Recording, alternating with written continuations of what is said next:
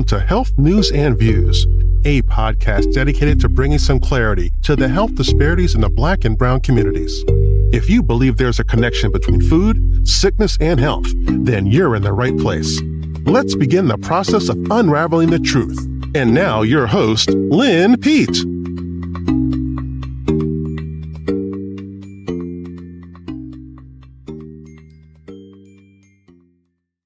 Well, greetings and welcome back to another episode of Health News and Views, Food, the Final Frontier. Hi, I'm your host, Lynn Pete.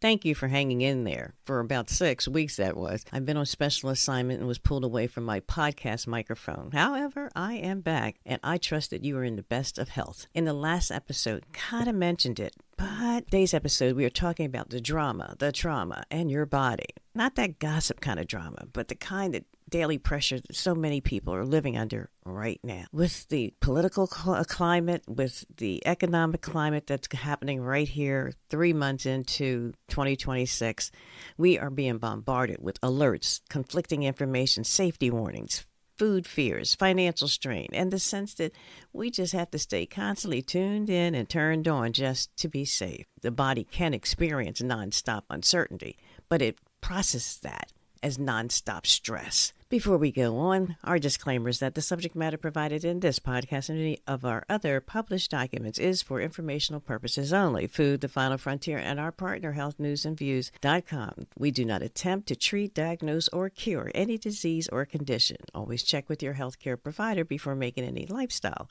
dietary, or prescription drug changes. This episode is not about denying the real problems, not in the least.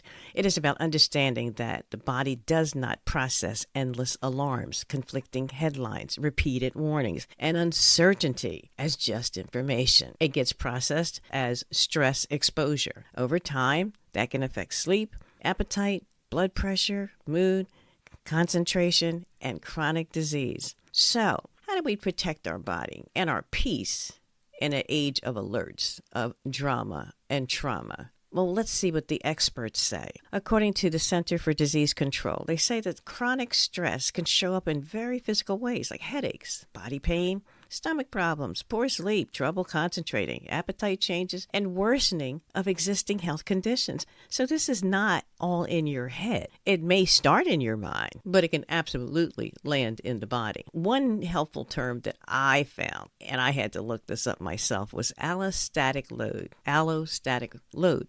It basically means the wear and tear that builds up when your body keeps adapting to stress over and over again. A stress response is useful in an emergency, but if your body is acting like every hour is an emergency, the alarm system can begin to affect blood pressure, sleep, mood, memory, and even long-term disease risk. Well, why these alerts and the conflicting information hit us so hard? Many of us think, I'm just staying informed. But there's a difference between being informed and being inflamed. The World Health Organization has warned that misinformation and disinformation can harm health behaviors and decision-making. Boy, do I know. And the American Psychological Association reports that inaccurate or misleading information is now a major source of stress for many adults. 69% is the number they used. Repeated alerts and doom scrolling, do we need this? Well, when you keep checking for one more update and one more warning and one more explanation, your brain may feel like it is protecting you. But experts note that constant exposure to distressing news can actually increase your anxiety. The Substance Abuse and Mental Health Services Administration specifically recommends limiting your consumption during disasters or stressful events. And the Mayo Clinic chimed in and said that, that doom scrolling can start as a search for safety, but become a cycle that increases your distress. Well, how do you protect yourself? Protection does not mean ignorance. It means boundaries. And the expert's advice is surprisingly practical. Limit your constant news exposure and get some sleep.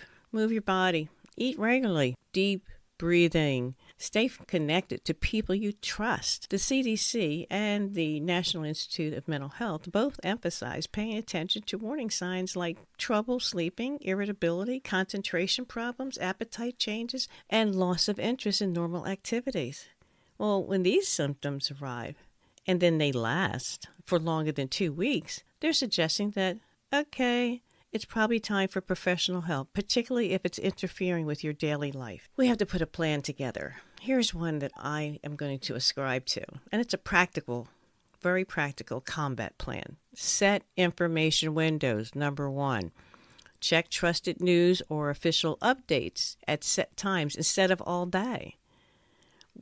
We don't need to be warned about constant news. It increases our anxiety. Verify before you amplify. Number 2. The World Health Organization recommends assessing the source and being careful before sharing information.